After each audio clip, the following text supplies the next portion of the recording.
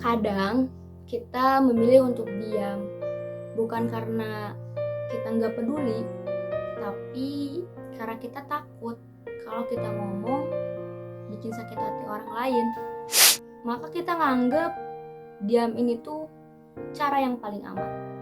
Tapi ternyata diam itu bisa menyakitkan. Dan hal itu dikenal dengan silent treatment. Silent treatment itu ketika seseorang memilih untuk mendiamkan orang lain atau bahkan mendiamkan diri sendiri saat ada masalah. Bukan untuk menenangkan, tapi untuk menghindar.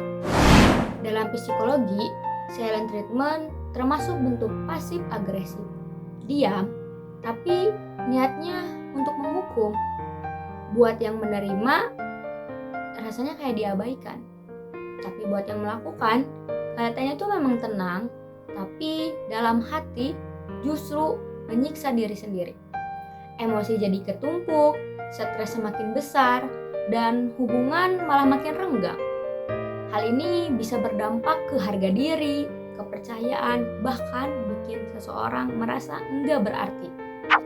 Dan tahu nggak, kalau kita kasih silent treatment bukan cuma ke orang lain, tapi ke diri kita sendiri.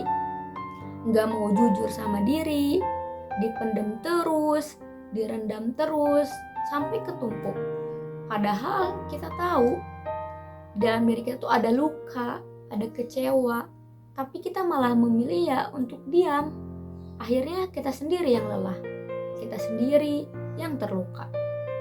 Dan dalam Islam pun sudah diajarkan oleh Rasulullah SAW untuk kita memperbaiki hubungan kita dengan orang lain.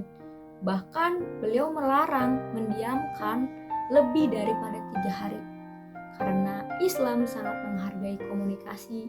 Dalam dakwah pun kita diajarkan tabligh, yaitu menyampaikan kebenaran dengan cara yang baik, bukan dengan cara menghindar atau berdiam, diam aja gitu. Makanya kita kalau lagi ada masalah, jangan diam aja, bicarain dengan empati, bukan dengan emosi. Karena itu jauh lebih sehat untuk hubungan dan untuk diri kita sendiri.